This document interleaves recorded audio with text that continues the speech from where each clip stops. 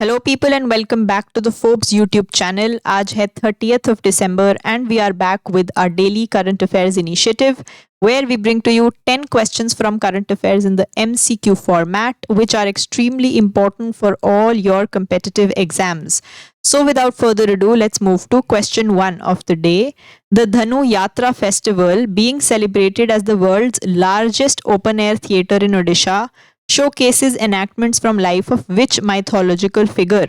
ओडिशा में दुनिया के सबसे बड़े ओपन एयर थिएटर के रूप में मनाए जाने वाले धनु यात्रा उत्सव में किस पौराणिक पात्र के जीवन की घटनाओं को दर्शाया जाता है? The question can also be asked otherwise कि वर्ल्ड का लार्जेस्ट ओपन एयर थिएटर जिसकी सेलिब्रेशन ओडिशा में होती है उसका नाम क्या है? So answer would be the धनु यात्रा फेस्टिवल. इनफैक्ट ये भी पूछा जा सकता है कि धनु यात्रा फेस्टिवल कौन सी स्टेट को बिलोंग करता है? Then your answer would be Odisha. और यहाँ पर शोकेस किया जाता है enactments from life of lord Krishna. Question 2 है archaeologists in Maharashtra have uncovered India's largest circular stone labyrinth. How many concentric stone circuits does it contain? Maharashtra में आर्कियोलॉजिस्ट्स ने भारत का सबसे बड़ा गोल पत्थर का भूल भुलैया खोजा है. इसमें पत्थर के कितने गोल घेरे हैं? तो कॉन्सेंट्रिक सर्कल्स क्या होते हैं? जिनका सेंटर सेम होता है, एक ही सेंटर के अराउंड बस डायमीटर चेंज होता जाए, उसको कॉन्सेंट्रिक सर्कल्स कहते हैं. और महाराष्ट्र में जो ये भूल भुलैया या स्टोन लैबिरिंथ मिला है इसमें 15 चक्कर हैं and this is a picture of the same. Question 3 है what is the estimated range of India's K4 submarine launched ballistic missile tested from INS Arighat? Range बतानी है हमें. INS अरिघात से टेस्ट की गई भारत की K4 submarine launch ballistic missile की अनुमानित रेंज क्या है? So sometimes factual questions around range can also be asked for our missiles and here the right answer is 3500 kilometers.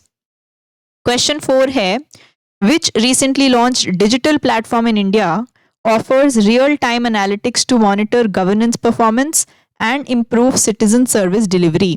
Bharat में हाल ही में लॉन्च हुआ कौन सा डिजिटल प्लेटफॉर्म गवर्नेंस परफॉर्मेंस की निगरानी करने और नागरिक सेवा डिलीवरी को बेहतर बनाने के लिए रियल टाइम एनालिटिक्स प्रदान करता है? यानी कि हर सेकंड या हर मिनट जो भी चेंजेस हो रहे हैं, हमारी जो गवर्नेंस परफॉर्मेंस की बात है या सिटीजन सर्विस डिलीवरी की बात है, वो टाइम टू टाइम अपडेट होता रहेगा एंड हम रियल टाइम अपडेट्स इस प्लेटफॉर्म पर देख सकते हैं. The platform in question is Darpan 2.0. Question number 5 है which nuclear power plant has Japan approved to restart more than 15 years after the Fukushima disaster? Fukushima आपदा के बाद 15 साल से ज्यादा समय बाद जापान ने किस न्यूक्लियर पावर प्लांट को फिर से शुरू करने की मंजूरी दी है?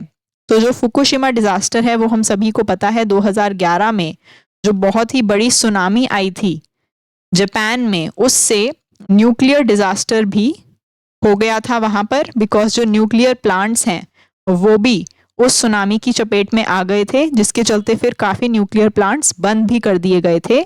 तो अब आफ्टर 15 years से भी ज्यादा ऑफ द फुकुशिमा डिजास्टर जो आपका काशीवाजाकी करीवा न्यूक्लियर पावर प्लांट है उसको रीस्टार्ट किया जा रहा है. क्वेश्चन 6 पे बढ़ने से पहले एक स्मॉल डिस्क्लेमर है. बेसिकली जो आपका एसएससी सीजीएल का मेंस का एग्जाम है वो आने वाला है बिकॉज द फर्स्ट ईयर का जो रिजल्ट है वो आउट हो चुका है एंड जो मेन दिक्कत यहाँ पर हमें आती है वो आती है मैथ्स के क्वेश्चन सॉल्व करने में because in the second year in the mains exam maths के क्वेश्चंस में एक तो लेवल बढ़ जाता है, डिफिकल्टी लेवल बढ़ जाता है एंड मोर इम्पॉर्टेंट दैट जो लेंथ ऑफ क्वेश्चन सॉल्विंग है वो बढ़ जाती है. सो दोनों को इजीली मैनेज करने के लिए हमें एक कॉम्बिनेशन चाहिए of conceptual clarity and of course we need short tricks. उसके साथ साथ कंटिन्यूअस प्रैक्टिस तो हमें करनी ही पड़ेगी और स्ट्रैटेजी के साथ हमें इस एग्जाम में चलना होगा. तो ये जो कंप्लीट पैकेज है of concepts, tricks, practice and strategy ये आपको हमारे स्पेशल बैच में मिलेगा. फॉर सीजीएल मेंस ही हमने ये स्पेशली निकाला है एंड ऑल दो स्टूडेंट्स जो ऑलरेडी फोर्ब्स के साथ जुड़े हुए हैं उनको पता है कि दीपक सर की एक्सपर्टीज इस सब्जेक्ट में कितनी ज़्यादा है। For others who are looking for a specific batch जो कि CGL मेंस के लिए ही ओरिएंटेड है, तो you can definitely contact us on our contact details here. You can visit our website or you can also comment down your queries. Moving on to question 6. India is targeting how many coastal villages for tsunami preparedness recognition under the UNESCO IOC program? Bharat UNESCO IOC कार्यक्रम के तहत tsunami की तैयारी के लिए कितने तटीय गांवों को मान्यता देने का लक्ष्य बना रहा है। सो यूनेस्को के अंडर जो ये प्रोग्राम है उसमें सुनामी प्रिपेयर्ड विलेजेस की रिकॉग्निशन हम चाहते हैं और हम एम कर रहे हैं कितने coastal villages for the same 100 villages for start. Question number 7 है which two airlines in December 2025 received NOC यानी कि no objection certificate from India's Civil Aviation Ministry to begin the process of launching operations. दिसंबर 2025 में किन दो airlines को भारत के नागरिक उड्डयन मंत्रालय से ऑपरेशन शुरू करने की प्रक्रिया के लिए नो ऑब्जेक्शन सर्टिफिकेट मिला है, NOC मिला है। कौन सी दो एयरलाइंस हैं? So the answer here is Al Hind Air and Fly Express. Question number 8 है which institution has been tasked with mapping additional prohibited mining zones in the Aravalli range based on ecological and geological criteria. पारिस्थितिक और भूवैज्ञानिक मानदंडों के आधार पर Aravalli range में अतिरिक्त प्रतिबंधित खनन क्षेत्रों की मैपिंग का काम किस संस्था को सौंपा गया है? जो भी अरावली के अराउंड इशू चल रहा है उस पर जल्द ही हमारी एक स्पेसिफिक वीडियो आने ही वाली है, but for now you can understand कि अरावली का जो मेन इशू है वो माइनिंग से रिलेटेड है और इसी को मैनेज करने के लिए जो यहाँ पर क्वेश्चन में पूछी गई इंस्टीट्यूशन है वो है Indian Council of Forestry Research and Education. Question number 9 है what is the total length of Tianshan Shengli alto tunnel recently opened in China Xinjiang Uyghur autonomous reason.